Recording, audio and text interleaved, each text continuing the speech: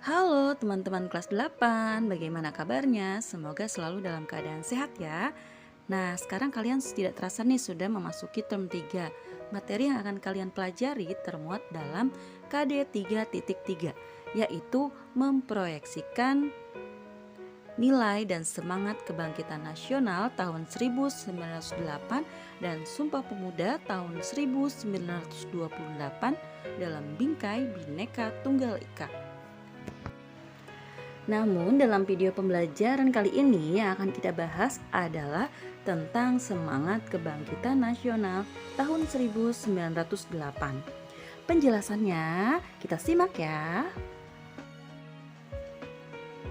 Pembahasan pertama kita awali dari kondisi negara Indonesia sebelum tahun 1908.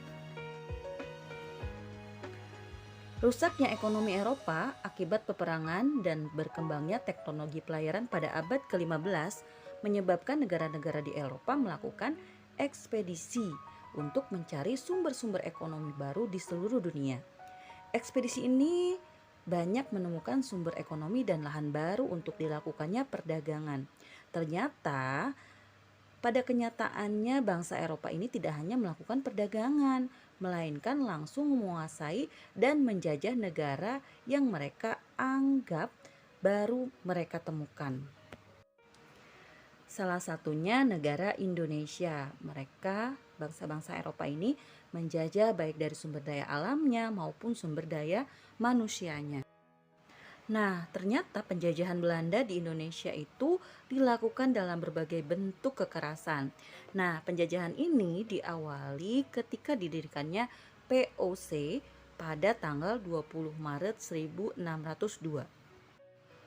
Setelah didirikannya POC di Indonesia, penderitaan rakyat Indonesia terjadi dalam berbagai segi kehidupan. Penjajahan tersebut dapat berupa berbagai macam bentuk kekerasan, seperti adanya politik adu domba yang dilakukan oleh pemerintah Belanda, yaitu saling mengadu domba antara kerajaan yang satu dengan kerajaan yang lain atau mengadu domba di dalam kerajaan itu sendiri. Politik adu domba makin melemahkan kerajaan-kerajaan di Indonesia dan merusak seluruh sendi-sendi kehidupan masyarakat. Sehingga hal ini memudahkan pemerintahan Belanda pada saat itu untuk menguasai wilayah Indonesia semakin luas lagi. Bentuk penjajahan yang kedua yang dilakukan oleh Belanda di Indonesia yaitu kerja paksa atau kerja rodi. Hal ini dicetuskan oleh Daendels sekitar tahun 1908 sampai 1811 ketika ia berkuasa. Upaya kerja paksa atau kerja rodi ini dilakukan guna membangun jalan sepanjang Pulau Jawa yaitu antara Anyen sampai Panarukan untuk kepentingan militer pemerintah Belanda. Hal ini membuat rakyat semakin menderita. Penderitaan rakyat Indonesia semakin berlanjut ketika diterapkannya kultur stelsel atau tanam paksa. Tanam paksa ini dicetuskan oleh Gubernur Jenderal Hindia Belanda, yaitu Van den Bosch, sekitar tahun 1828. Sistem tanam paksa ini wajibkan rakyat menanami sebagian dari sawah dan atau ladangnya dengan tanaman yang ditentukan oleh pemerintah dan hasilnya diserahkan kepada pemerintah Belanda. Wah, di sini sangat kejam sekali ya. Rakyat Indonesia diharuskan menanami tanaman di tanahnya sendiri, namun hasilnya diambil oleh pemerintah Belanda. Tanam paksa ini menyebabkan rakyat diperas bukan hanya tenaganya saja, melainkan juga kekayaan, sehingga mengakibatkan banyak sekali rakyat yang jatuh miskin. Di pihak lain, penjajah mendapatkan kekayaan bangsa Indonesia yang berlimpah untuk membangun negara Belanda dan menjadikan negara kaya di Eropa. Nah, penderitaan bangsa Indonesia menumbuhkan benih perlawanan dari berbagai daerah.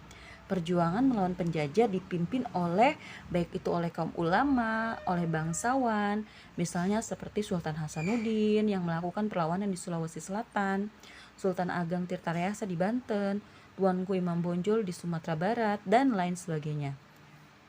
Namun perjuangan ini belum berhasil karena perlawanan yang dilakukan masih bersifat kedaerahan dan belum terorganisir secara modern. Nah, ternyata perlawanan itu dilakukan bukan oleh bangsa atau tokoh-tokoh yang berasal dari Indonesia saja, tetapi juga perlawanan dilakukan oleh beberapa tokoh Belanda yang pernah tinggal di Indonesia dan merasa tidak setuju dengan perlakuan pemerintah Belanda kepada bangsa Indonesia, sehingga mereka melakukan perlawanan dengan cara mereka sendiri. Perlawanan dilakukan tidak dengan mengangkat senjata atau peperangan, melainkan menggunakan karya-karya yang mereka ciptakan. Tokoh tersebut yaitu yang pertama ada Douws Dekker. Douws Dekker menulis sebuah buku tentang gambaran penderitaan rakyat Lebak.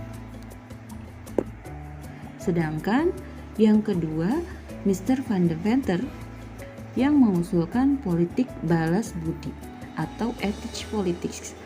Nah, politik balas budi ini dikeluarkan atau dicetuskan oleh Van de Venter agar pemerintah Belanda memberikan balasan budi terhadap bangsa Indonesia yang sudah merelakan sumber daya alam maupun sumber daya manusia untuk pemerintahan Belanda. Politik balas budi ini terdiri dari 3 program, yaitu edukasi, transmigrasi, dan irigasi. Atas desakan berbagai pihak, akhirnya pemerintah Belanda menerapkan politik balas budi.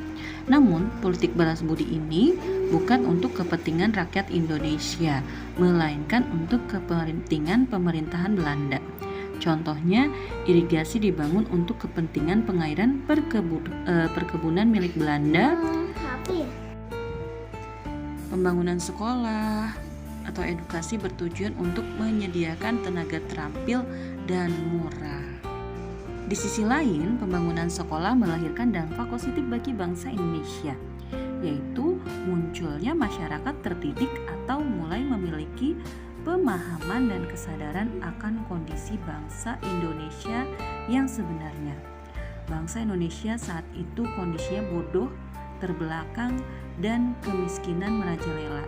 Mereka yang mengenyam pendidikan dan sadar akan nasib bangsanya selanjutnya menjadi tokoh-tokoh kebangkitan nasional. Nah, selanjutnya kita akan mempelajari tentang perintis kebangkitan nasional dalam perjuangan kemerdekaan Republik Indonesia.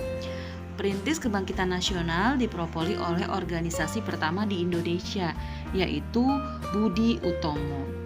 Penggagasnya adalah Dr. Wahidin Sudirohusodo, sedangkan pendirinya adalah Dr. Sutomo. Dr. Wahidin Sudirohusodo merupakan dokter lulusan Stopia atau Sekolah Kedokteran Jawa yang menyadari bagaimana terbelakang dan tertindasnya rakyat akibat penjajahan Belanda. Menurutnya, salah satu cara untuk membebaskan diri dari penjajahan, rakyat harus cerdas. Untuk itu, rakyat harus diberi kesempatan mengikuti pendidikan dan pengajaran serta memupuk kesadaran kebangsaan. Beliau juga menggagas tentang perlunya mendirikan organisasi yang bertujuan memajukan pendidikan dan meninggikan martabat bangsa. Gagasan ini ternyata disambut baik oleh para pelajar Stopia pada tanggal 20 Mei 1908 dan lahirlah Budi Utomo yang didirikan oleh Dr. Sutomo.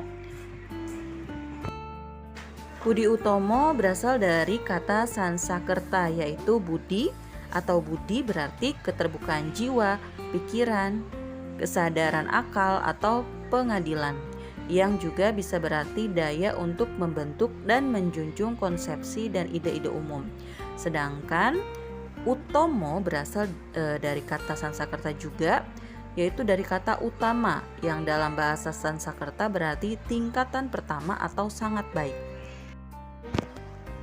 Program Budi Utomo adalah mengusahakan perbaikan pendidikan dan pengajaran. Akan tetapi programnya lebih bersifat sosial karena saat itu belum dimungkinkan melaksanakan gerakan yang bersifat politik.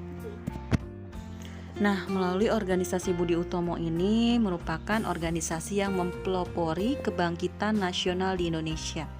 Kebangkitan tersebut berupa kesadaran dari bangsa Indonesia untuk bangkit melawan penjajahan yang ada di Indonesia. Dan walaupun Budi Utomo belum berhasil mengusir penjajah dari wilayah Indonesia, namun Budi Utomo merupakan salah satu organisasi yang memiliki semangat kebangkitan nasional yang pada akhirnya menjadi pelopor terbentuknya pertemuan-pertemuan pemuda secara nasional dalam peristiwa Sumpah Pemuda. Nah, peristiwa Sumpah Pemuda ini akan kita pelajari di pertemuan selanjutnya ya, teman-teman. Nah, untuk nilai semangat kebangkitan nasional bisa kalian pelajari mandiri di buku Diknas bab 4 bagian C ya, teman-teman. Sampai jumpa di video pembelajaran selanjutnya. Assalamualaikum. Om Swastiastu, Namo Buddhaya, salam kebajikan. Bye-bye.